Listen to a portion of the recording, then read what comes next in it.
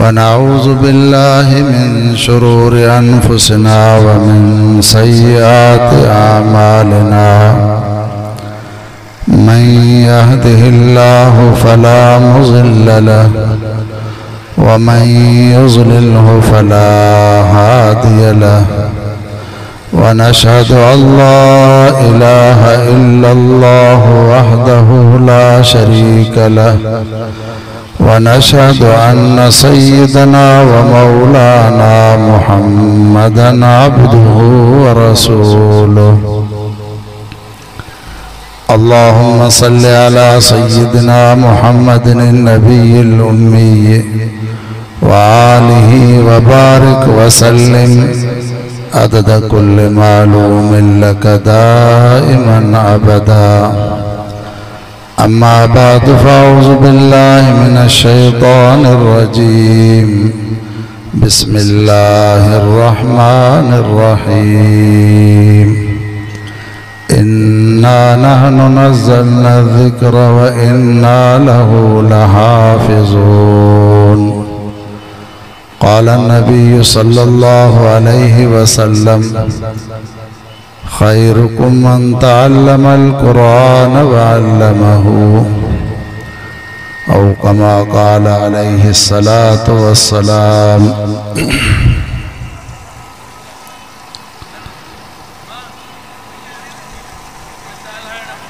जामिया दारुल उलूम हमादिया जो सालाना प्रोग्राम आहे जंहिंजे अंदर हिन इदारे का फारग थींदड़ हुफ़ाज़ किराम ऐं उलमाए किराम के दिस्तार फ़ज़ीलत कराई वेंदी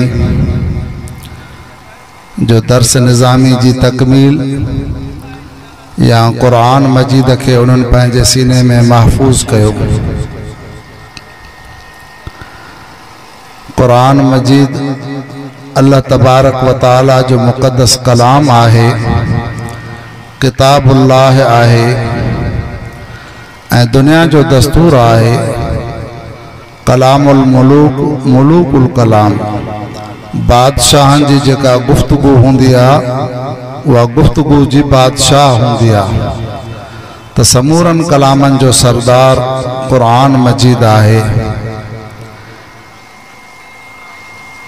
जै कुरान मजीद जो दीदार भी बाइसे बरकत, ज़ियारत भी बाइसे बरकत, उन्हनि खे बोसो ॾियण भी बाइसे बरकत ऐं तिलावत करण या वरी सआदत ऐं असुल जो को मक़सद आहे उनखे सम्झण ऐं उन जे मथां अमल करण।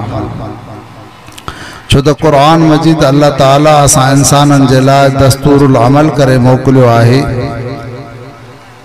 अल्लाह तबारक व ताला तव्हां असांजो माबूद आहे, ख़ालिक आहे, पैदा कंदड़ आहे, परवरिश कंदड़ आहे ऐं असां जेका भी इबादत कयूं था उन जे माबूद हुजण जे करे उन जी कयूं था। पोइ ज़रूरी आहे त उन पंहिंजे माबूद खे असां सुञाणियूं, उनखे सम्झूं, उनखे सम्झण जी कोशिश कयूं। उहा थींदी हासिल कुरान मजीद जे पढ़ण सां।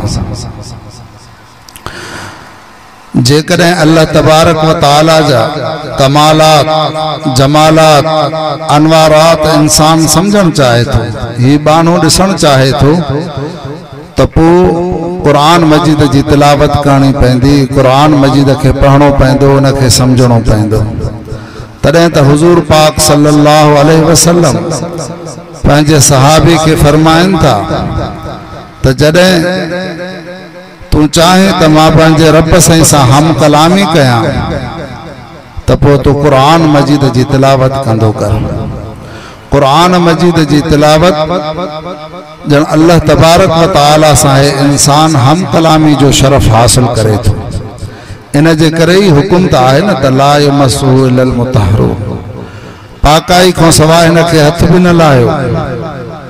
हिन जी तिलावत कयो त क़िबले रुख थी करे, मथाई जगह ते कुरान मजीद खे रखी करे ऐं अदब ऐं एहतराम सां, दिल जे तवज्जो सां।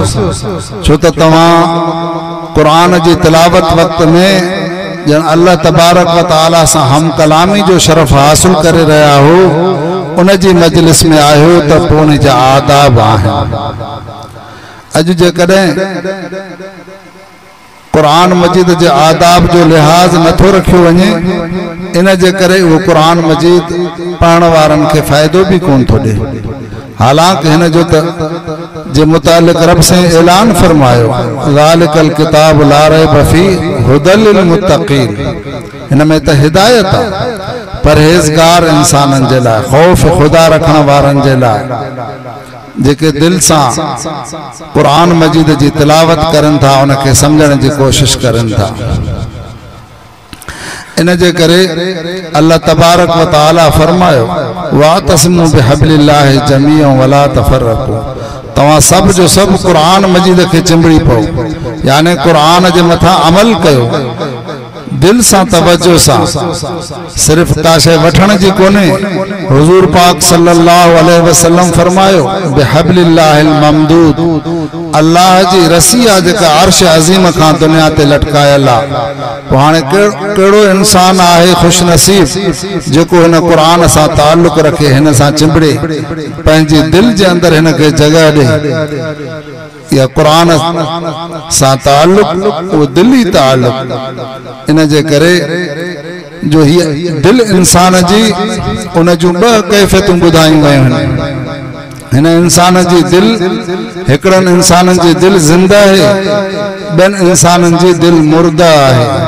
सहाबी रसूल हजरत अब्दुल्लाह बिन मसूद रज़ी अल्लाह अन्हुमा फरमाइन था तो जिए इंसान जे जिंदा रहने जे लाइ अल्लाह ताला सीने में जेका दिल रखी है उन जे लाइ टे शरनायूं आहिनि, टे रगूं आहिनि। उहे टई रगूं जॾहिं रत जो निज़ाम बहाल आहे त हे इंसान जिंदा है, पर उन्हीं में जेकॾहिं हिक या ॿ रगूं रुकावट थींदी त हे बीमार थी पवंदो, ऐं टई रगूं छॾे वियो त हिन खे हार्ट अटैक चवंदा आहिनि, यानी हे फौत थी वेंदो, जिंदा न रही सघंदो जॾहिं टई रगूं बंदि थी वेंदियूं। तो इं इन दिल जे जिंदा ऐं मुर्दा जो भी उन सहाबी सगोरे जो है रज़ी अल्लाह अन्हुमा उहे टे कैफियतूं ॿुधायूं आहिनि त दिल जे जिंदा ऐं मुर्दा हुजण जूं निशानियूं आहिनि। फरमायो पहिरियों जेको दिल जिंदा हुजण जी निशानी इहा आहे त इंसान कुरान मजीद के तवज्जो सां ॿुधे, अदब ऐं एहतराम सां ॿुधे। जेकॾहिं कुरान पढ़जे तो पयो ऐं ही तवज्जो नथो करे, बेअदबी करे तो, या अलामत आ त हिन जी दिल टेड़ी आ, हिन जी दिल मुर्दा है, हिन जी दिल जिंदा ना है। पहली निशानी यह है तो कुरान पाक से पूरो तवज्जो। ऐं कुरान मजीद में अल्लाह तबारक व तआला फरमायो त जॾहिं तव्हां कुरान पढ़ो तो पो अल्लाह ताला का पनाह वठो शैतान मलून जी, ऐं पूरे तवज्जो सां फस्तमिउ लहू वांसितू, सिर्फ खामोश न थियो पर तवज्जो भी कयो, पूरे ध्यान सां तवज्जो सां कुरान पाक के ॿुधो। ऐं ॿी निशानी साहबी सगोरो फरमाए थो त अल्लाह जो जिक्र, छो तो हुजूर पाक सल्लल्लाहु अलैहि वसल्लम फरमायो त ज़ाकिर ऐं गाफिल जी मिसाल तव जिंदा ऐं मुर्दा जे। जिक्र करण वारो इंसान वो जिंदा इंसान जे मिसाल आ, ऐं जेको इंसान जिक्र खां गाफिल आहे वो मुर्दा जे मिसाल आहे। इन जे करे जेकॾहिं जिक्र करे तो अल्लाह जो तस्बीहात, नमाज भी जिक्र आ, कुरान मजीद जी तिलावत भी जिक्र आ, पर तस्बीहात, तमजीद, तौहीद, ये कलमा पढ़ण ये जेको आहे दिल के जिंदा करन था। जेकॾहिं जिक्र जी तौफीक मिले थी त पोइ तूं शुक्र कर त तुंहिंजी दिल जिंदा है, ऐं जेकॾहिं जिक्र खां गाफिल आहे तो पोइ इहा इंसान जे दिल मुर्दा जी निशानी आहे। जो इंसान गाफिल इंसान उन दिल मुर्दा इंसान का जिक्र न थींदो। तो यो जिक्र अल्लाह तबारक व तआला जो खुद रब से कुरान मजीद में फरमायो फज़कुरुल्लाह जिक्रन कसीरा, तमाम घणो जिक्र कयो, जेतरो थी सके जिक्र कयो, कसरत सां जिक्र कयो। तो ॿियो नंबर निशानी आहे दिल जे जिंदा हुजण जे अल्लाह जो जिक्र। तॾहिं त सहाबा किराम रिज़वानुल्लाह अलैहिम अजमईन जे मुतालिक ईंदो आ, पाण जॾहिं कंहिं चाढ़ी ते कंहिं पहाड़ ते सफ़र कंदा हा या अज जे दौर में मानू कहीं सीढ़ी ते चढ़े तो कहीं मथाई जगह ते चढ़े तो उते अल्लाह अकबर जो जुमलो चवे इहो जिक्र हो जे। ऐं जॾहिं सही ज़मीन सिधो सफ़र आ सिधो हले तो त पोइ उते ला इलाहा इल्लल्लाह जो विर्त। ऐं जेकॾहिं मथाई खां हेठाई जे तरफ़ ईंदा हा त पोइ सुभान अल्लाह जो जिक्र कंदा हा। याने अल्लाह ताला जी ज़ात में आजिज़ी ऐं इनकिसारी कोन्हे। अल्लाह जी ज़ात झिकाई खां पाक आहे। सुभान अल्लाह, अल्लाह जी ज़ात पाक आहे। मांखे हेठि वञणो पवे थो। अल्लाह जी ज़ात बुलंद आहे। जंहिं बि मां पहाड़ी ते चढ़ां थो, बुलंदगी ते चढ़ां थो, जेतिरो बि मथे वञा थो, ओ हवाई जहाज में केॾो बि मथे वञा तॾहिं बि अल्लाह अकबर, अञा अल्लाह इन खां मथे आहे। ऐं जेकॾहिं माण्हू वेठो हुजे या सिधी ज़मीन ते घुमे त पोइ ला इलाहा इल्लल्लाह जो विर्त त इहो ज़िक्र दिलि खे ज़िंदा करे थो। ऐं 3 नंबर ते पाण फरमायो त अल्लाह जो ख़ौफ पर अकेलाई में, ख़लवत में अकेलाई वारो ख़ौफ। अल्लाह के अकेलाई वारी इबादत ॾाढी पसंदि आहे। जंहिंजे करे बाने जो कुर्ब, बाने खे कुर्ब हासिल थींदो आहे रब साईं सां। नफ़िली नमाज़ूं पढ़ूं था, इशराक पढ़ियोसीं, चाश्त पढ़ियोसीं, अवाबीन पढ़ियासीं, ॿिया नफ़िली इबादतूं। इन्हनि समूरी नफ़िली इबादतनि मां सभ खां वधीक फज़ीलत जेका आहे उहा तहज्जुद वारी नमाज़ जी आहे। छो त उहा सालिहीन जी, तवाबीन जी नमाज़ आहे। ऐं अल्फाज भी इंदा आहिनि हदीस पाक में, रकातान जौफिल लैल मिन दुनिया व मा फिहा। 2 रकातूं रात जे पेट में पढ़ण वारियूं उहे दुनिया व मा फिहा खां बेहतर आहिनि, अफ़ज़ल आहिनि। उन रात में जॾहिं वक़्त में जॾहिं इंसान सभु आराम में, गफ़लत में, निंड पिया आहिनि छा, ऐं हिन बाने खे तौफ़ीक़ मिले थी उथी करे रब साईं जी इबादत करे थो, या नमाज अफ़ज़ल आहे। जीअं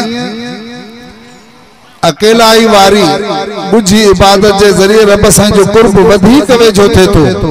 इन जे करे अकेलाई में रब साईं जो ख़ौफ ऐं रब साईं जे ख़ौफ खां, शर्मंदगी खां, निदामत खां, पंहिंजे कयल ग़लतियुनि खां पंहिंजे अखियुनि मां माण्हू चंद ॻोढ़ा हारे। इहे 2 ॻोढ़ा जेके आहिनि उनजे समूरनि गुनाहनि खे धोई छॾनि था, इं पाक करे छॾनि था जीअं इंसान ॼण गोया कि माउ जे पेट खां आयो। जेको इंसान सची दिलि सां, शर्मिंदगी सां अल्लाह जे अॻियां अकेलाई में रोए थो, तौबा ताइब थिए थो, अल्लाह ताला जी ज़ात ॾाढी ख़ुशि थिए थी। हदीस पाक में तमामु घणा वाक़ियात उन जे मुतालिक़ अचनि था जो हुज़ूर पाक सल्लल्लाहु अलैहि वसल्लम सहाबा किराम के फरमायो, को तहामा को शख्स उठ ते सवार आ, पानी भी उनते तस, खाधो भी उनते तस, सीधो सामान सब कुछ उनते तस। सफर कंदे थकी पियो, कहीं वण जे हेठां उते पहुतो ऐं सवारी तां लही चे थोड़ो साह पटिया, उनखे अख लगी वई, आराम अची वियो ऐं वरी जे अख खुली त ॾिठे त मुंहिंजो उठ भी कोन्हे ऐं सामान भी कोन्हे ऐं उन जी तलाश में निकिरी पियो। गोले गोले मायूस थी करे नाव में ते अची वेही रहियो ऐं हुनखे यकीन थियो त हाणे मूंखे ग़िज़ा भी कोन्हे, खाइण जे लाइ भी कुझु कोन्हे, पीअण जे लाइ भी कुझु कोन्हे, पाइण जे लाइ भी कुझु कोन्हे। उन वक़्तु बाने जो छा हाल हूंदो? ना उमेद थी करे ऐं उहो उते मायूस थी करे इन हालत में वेठो त वरी उन जी अख लगी वई ऐं वरी उन दौरान वरी जे अख खोले त ॾिसे त उहो उठ बा अमानत सॼे सामान सां उते मथां मौजूद आहे। त हुज़ूर जन फरमायो साहबा खे त उन जी ख़ुशी जी का हद हूंदी जिसमें बेहद उन इंसान खे ख़ुशी पहुचंदी। फरमायो त अल्लाह तबारक व तआला के पंहिंजे गुनाहगार बाने जे तौबा थियण ते इन खां वधीक ख़ुशी पहुचंदी आहे।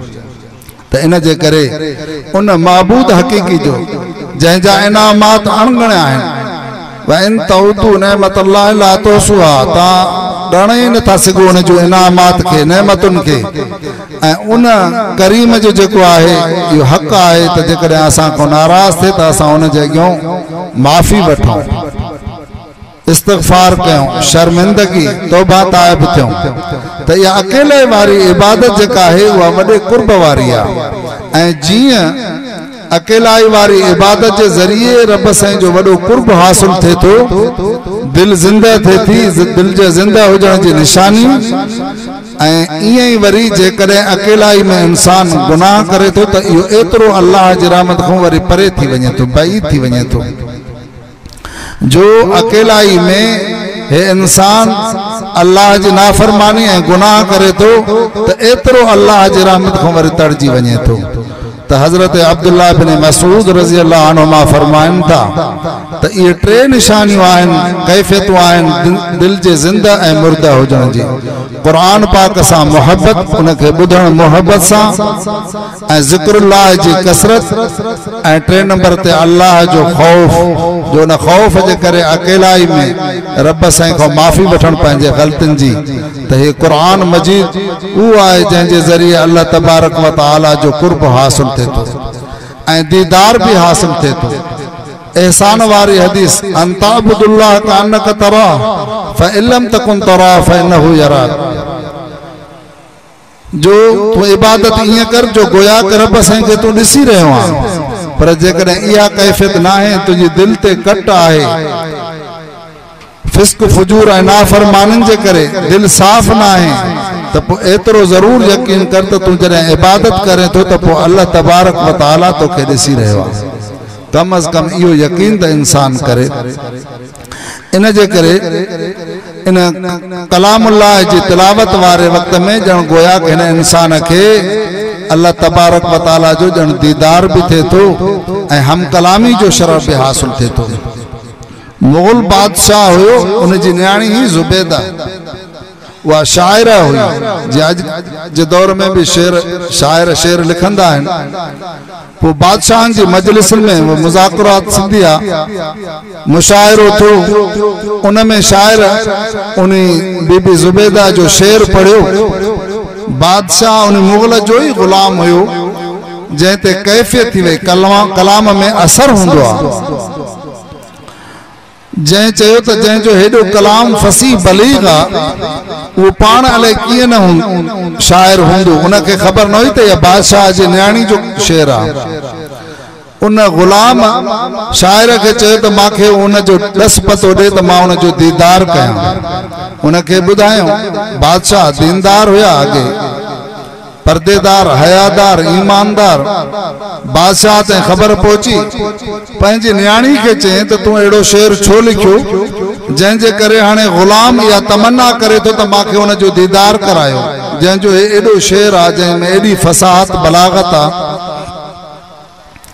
न्याणी चयो पंहिंजे पी के त साईं तव्हां परेशान न थियो इन गाल जो भी मां वटि जवाब आहे इन जो मां पाण उनके जवाब ॾींदमि जेको वो मुझे दीदार के ला चवे तो मां उनके पान बुधाया थी ऐ पो वर उन्हीं जुबैदा वरी बो शेर लिखियो शेर यो लिखे तो दर सुखुन मख्फी मनम चूबू गुल दर बरग गुल हर के अजमन मैलदार दस सुखुन बीनत मरा जी गुलाब जो गुल उन गुलाब जे गुल जे नाले खण साईं हर एक इंसान जनो हबकार महसूस करे तो उन मां खुशबू भी अचे थी पर उन जे पते पते के तवा जुदा कंदो तवा के खुशबू नजर न ईंदी तो इं जी गुलाब जो गुल छोड़ो ये सिंगड़ सा वह खुशबू इंदी आ फरहत इंदी आ इंसान के फायदो थिंदो आ वह खुशबू दिसण में नथी अचे तो उनके जवाब न तो तोखे जेकॾहिं मुंहिंजो दीदार करणो आहे त पोइ मुंहिंजे कलाम के पढ़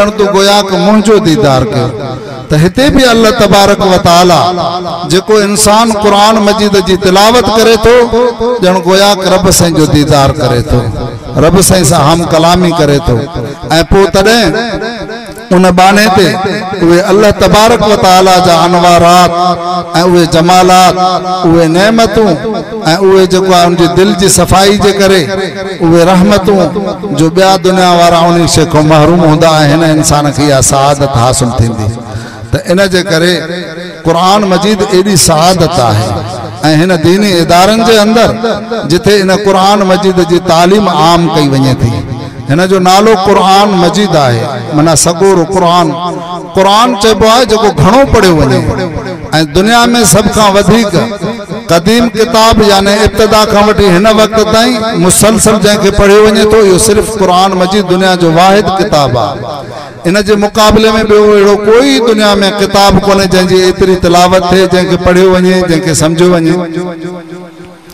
ऐं इहो कुरान जो सही मफ़हूम भी दर हक़ीक़त असांखे मदारिस में मालूम थिए थो। 24 कलाक उते तालिबुल इल्म कुरान मजीद जी तिलावत करन था, पढ़न था, जेके इनके हिफ़्ज़ करन था, याद करन था, के इन जो तर्जुमो करन था, के इन जी तशरीह समझन था, तफसीर बयान करन था। त इन जे करे असुल वो कुरान पाक वारो लफ्ज़ भी वो मदारिस जे करे महफूज है, जो सब खां वधीक पढ़ियो ही दुनिया में मदारिस में वेंदो आहे। इन जे करे ही कुरान मजीद इन मदारिस में पढ़ायो वञे थो ऐं इहो वही जलिया। इन जे मुक़ाबले में वही खफिया यानी हदीस पाक हे आहे वही मतलू, वो आहे वही गैर मतलू हदीस पाक, वो भी अल्लाह जो ही कलाम खणी समझो। लिहाजा फर्क सिर्फ इहो आहे, पर अल्लाह ताला जी ज़ाहिरी इन कुरान मजीद जी हिफाजत कई, इन वही मतलू जी त गैर मतलू जी भी हिफाजत, वही जेको आहे खफी जी तो जो आहे जली जी भी जो आहे हिफाजत, खफी जी भी हिफाजत। ऐं न सिर्फ इन पंहिंजे कलाम जी बल्कि कलाम जेके पढ़न था अल्लाह ताला त उन्हनि जी भी हिफाजत जो ज़िम्मो खयो आहे। जो हिन दौर में उलमा जे मथा हर हिकिड़ो माण्हू तनकीद करे थो, जरह करे थो, टोकबाज़ी करे थो त माशरे ते वबाल आहिनि, इन्हनि खे साइंस छो थी पढ़ाई वञे, इनके ॿिया उलूम छो था पढ़ाया वञनि, माशरे ते बोझ आहिनि। हालांकि इहो त इन्हनि जो एहसान आहे जो तव्हां असांखे केतिरी ज़रूरत पए थी कुरान मजीद जी। रमज़ान शरीफ अचे तो तरावीहन जी ज़रूरत, 5 वक्त नमाज जी ज़रूरत, मसाइल जी ज़रूरत, त हर मामले में कुरान मजीद जी ज़रूरत। इहो मदारिस जो एहसान आहे, मदारिस जो इहो फैज़ आहे। लिहाजा ये मदारिस रहमत जो ज़रियो आहे ऐं इन्हनि मदारिस जे करे ही हे खितो इलाको वो आबाद थे तो जिथे कुरान मजीद पढ़ियो वञे तो, कुरान मजीद बुधायो वञे तो, उन जगह ते अल्लाह जी रहमत नाज़िल थे थी। ऐं जिथे मदरसो जेका चौदीवारी आ, जिथे मकसद ही सिर्फ इहो आ कुरान सिखण ऐं सिखाइण, जंहिंजे मुतालिक खुद हुजूर पाक सल्लल्लाहु अलैहि वसल्लम फरमायो बेहतर खां बेहतर, भले खां भलो अमल इहो ही आ। हालांकि ॿिया भी काफ़ी नेकी जा कम आहिनि, पर जंहिंखे हुजूर पाक सल्लल्लाहु अलैहि वसल्लम भलो सॼो आ, त लिहाजा इहो वॾो सआदत वारो अमल आहे। इहो अहले मदारिस या मदारिस जा जेके मुंतज़मीन आहिनि उन्हनि जो एहसान आहे ॿियनि आम मुसलमाननि जे मथां, जो उन्हनि एहतमाम ऐं इंतज़ाम करे मदारिस में तुलबा के रहान था, उसातिज़ा जे इंतजामात जी ज़रूरियात जो ख्याल रखन था, तुलबा जे ज़रूरियात जो ख्याल रखन था ऐं मुसलमाननि जी औलाद सां हमदर्दी जो फिक्र रखन था। त इन जे करे इहो मदारिस वारनि जो इहो सारो फैज़ आहे। अल्लाह तबारक व तआला असांजे इन मदारिस जी हिफाजत फरमाए, इन फैज़ के आम फरमाए, हर कलमे पढ़ने वारे के कुरान मजीद जी सआदत नसीब फरमाए। न सिर्फ ज़ियारत जी बल्कि इन जे तिलावत जी ऐं इन जो जो असुल मकसद है माना मतलब समझण ऐं हिन जे मथां अमल करण जी अल्लाह से तौफीक अता फरमाए। तरफ से फरमायो इन्ना नहनु नज़लना ज़िक्र व इन्ना लहु लहाफ़िज़ून। इन जे करे अज जे नौजवान नौ नस्ल ओ नंढड़ी उम्र वारा 7-8 सालन को वठी जो कुरान मजीद जा हाफिज मिलन था, तो वे पोड़ी उम्र वारा जेका वडी उम्र वारा हैं, उम्र रसीदा जैसे दुनिया की भी गाल याद नहीं थी, पर उन्हनि के जगह कुरान पाक पढ़ाईंदासीं तो अल्लाह के फजल से वे भी याद करे था वञनि, छो तो यो कुरान पाक आसान है। अल्लाह तबारक व तआला इनके आसान भी कयो आहे, जो दुनिया के लाइ या नेमत जरूरी है असांजे जिंदा रहण जे लाइ। जी पानी, हवा, बाहि, अनासिर खमसा लाज़मी, उन खां सवाइ जीअं इंसान नथो रही सघे त ईअं क़ुरान पाक जी तालीम खां सवाइ बि इहे दुनिया जो जहान ईअं मुर्दा थी वञे नथो रही सघे।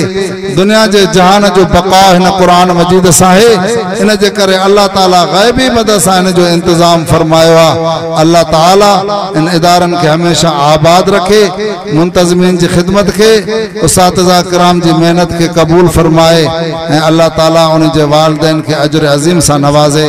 व आख़िर दावाना अल्हम्दुलिल्लाहि रब्बिल आलमीन।